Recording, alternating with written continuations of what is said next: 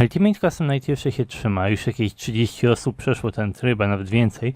Za parę dni pojawi się wywiad ze Scottem Udawko, został już nagrany. A cóż, mnie ostatnimi czasy ciekawi mocno Remnant. Ten odcinek planuję od miesiąca, ale jak już chyba mówiłem, u mnie ostatnio ciężko z odcinkami. Mogę też tylko dodać, że ta teoria nie uwzględnia informacji z książki The Fort w Closet, a ponoć dużo ona o Remnancie mówi.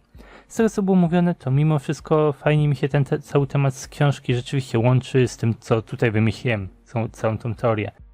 No ogólnie główny problem z Remnantem to to, że wiele rzeczy na jego temat się ze sobą nie klei. Na przykład, dlaczego marionetka jest nawiedzona? Jest to pierwsza, najstarsza ofiara i William najpewniej nie bawił się tutaj z żadnym Remnantem. Nawet więcej, animatronik, marionetka pojawia się koło dziewczynki, która ją nawiedziła przez totalny przypadek. William niczego tutaj nie zaplanował, na niczym nie eksperymentował, nie ma to sensu. Stąd też nasuwa się inne pytanie. Czy na pewno wszystkie ofiary znajdują się pod wpływem Remnanta? Czy może tylko parę wyjątków? Może William jest związany z Remnantem, może Mike też, Baby też, ale takie typowe animatroniki to już nie i to tylko magie marionetki. Cóż, mimo wszystko Remnant słabnie pod wpływem gorąca, a postacie miały spłonąć w pożarze we FNAF 3, potem w pożarze w FFPS-ie, więc ten pożar jednak sugeruje, że oni są związani z Remnantem. Nie bez powodu Scott tak naciska tutaj na ten ogień, na wysoką temperaturę. Gdyby nie te pożary, to prawdopodobnie nie powiązalibyśmy Remnanta z więzieniem dusz, bo to jest jeden taki wątek łączący jedno z drugim. FFPS mówi, że jest taka substancja, nazywa się Remnant i ona słabnie w wyniku ognia. A jedyne wydarzenia związane z ogniem we FNAF-ie to 2 pożary, które uwalniały dusze ofiar. Raczej łatwo powiązać jedno z drugim. Bardzo dużo osób narzeka, że Remnant nigdy wcześniej nie istniał, że we FNAF 1 nie było Remnanta i Scott zaczął go dopiero sugerować w Sister Location, później wyjawił już konkretnie w FFPS-ie. No i cóż, te zarzuty nie są jakieś bezpodstawne, ale nie jest też to do końca jakiś pewnik. Z własnego doświadczenia wiem, że tworząc historię często dużo się zostawia niewyjaśnione. Dużo rzeczy autor może mieć na myśli, nawet jeśli nie można tego wyjaśnić informacjami z tej historii. Jest gdzieś tam w tle. To, że nie mieliśmy za dużo informacji na temat Remnanta nie oznacza, że Scott po prostu stwierdził, nie ma żadnego wyjaśnienia. Wyjaśnieniem może być oczywiście po prostu to, że duchy nawiedzają animatroniki, bo są napędzane zemstą, inne tego typu koncepty, ale równie dobrze może to być właśnie Remnant. No i w związku z tym przypomniałem sobie o jednej takiej rzeczy, która pojawia się we FNAF 1, w pierwszej grze ever w serii FNAFa.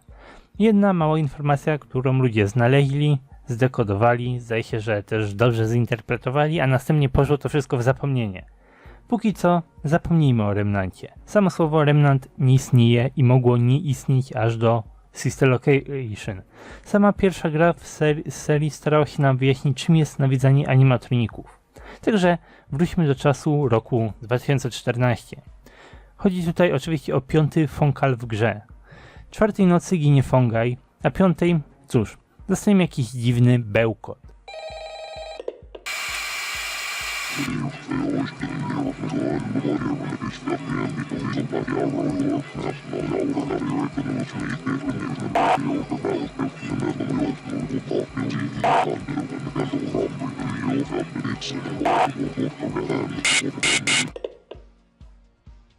Dosyć szybko ludzie rozgryli tą wiadomość, starczyło odwrócić nagranie i jeszcze coś tam poczarować. To, co jest tutaj mówione, to cytat z tak zwanej autobiografii Jogina. Pisał ją hinduński guru i we FNAF-ie pojawia się część, która nawiązywała do rozdziału, czy po prostu części książki, która mówiła o sile życiowej zawartej w metalu. Akurat nie było to częścią cytatu pojawiającego się w grze, ale ten człowiek generalnie uważał, że taka sama siła życiowa znajduje się w metalu, w ludziach i w roślinach. W skrócie fandom raczej szybko podłapał, że Scott tutaj nawiązuje do nawiedzania animatroników, że metal, dusze, życie, że łączy się ze sobą, ofiary po śmierci jakoś przyczepiały się do tego metalu i nie było to jakoś bardzo czy głęboko dyskutowane, ale ludzie to w miarę przyjęli. I generalnie wydaje się, że to była po prostu zwykła, mała, prosta interpretacja, proste wyjaśnienie bazujące na czyichś przemyśleniach na temat świata. Duch plus metal równa się nawiedzenie. Równa się ten remnant, przykleja się jedno do drugiego. Dlatego też marionetka jest nawiedzona, ponieważ metal pojawił się koło niej po śmierci. Dlatego też Springtrap jest nawiedzony, bo zginął w środku metalowego stroju. W pizzeriach Freddy'ego Fazbeara jest bardzo dużo metalowych animatroników. Jest to jakieś wyjaśnienie, dlaczego we Freddy's jest 1000 nawiedzonych robotów, ale jednak nie jest to tak, że każde jedno morderstwo na świecie tworzy nowego ducha nawiedzącego jakiejś rzeczy. Po prostu mają tego dużo we Freddy's. Prawdopodobnie może namieszać tutaj dużo technobełkotu, że to nie jest pierwszy, lepszy metal, że potrzebne są jakieś specyficzne warunki, dlatego jeszcze jest mniejsza szansa na to nawiedzenie, ale nie ma to znaczenia. Po prostu to jest podstawowa wizja. Metal plus dusza równa się nawiedzanie. I cóż, nie ma tutaj za dużo do dyskutowania. Jest to swego typu proste wyjaśnienie, dlaczego animatroniki są nawiedzone. Wyjaśnia to też, dlaczego Springtrap jest nawiedzony, bo metal.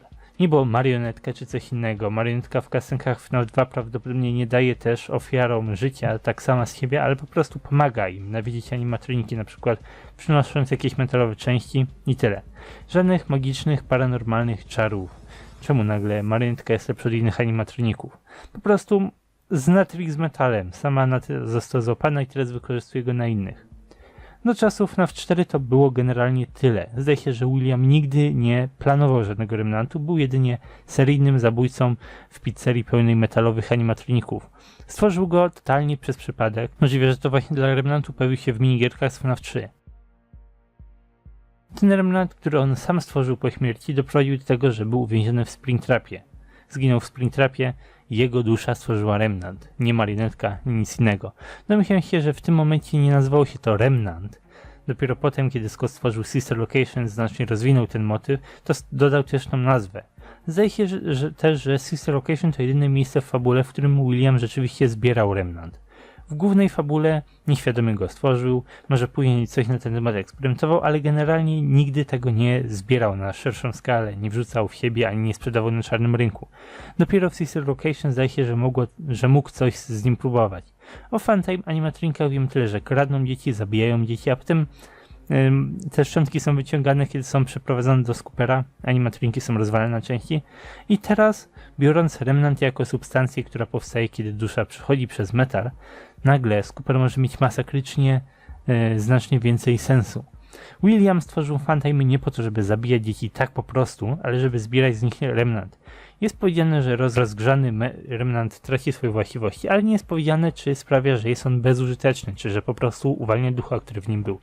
Także William mógł zabijać dzieci, te dzieci nawiedzały animatroniki i stwarzał ten remnant, a potem wysoką temperaturą dusze zostały uwolnione, a w ten sposób pozyskiwał czysty remnant, który potem mógł wykorzystywać dla siebie. Oczywiście gdyby nie to, że niedługo później sam zginął. Scooper zgodnie z blueprintami zawiera wstrzykiwacz remnantu, ale jednocześnie może go pozyskiwać poprzez rozwalanie animatroników, 2 w 1.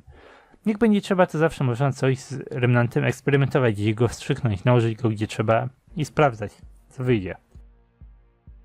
Także generalnie taka jest moja idea, moja teoria.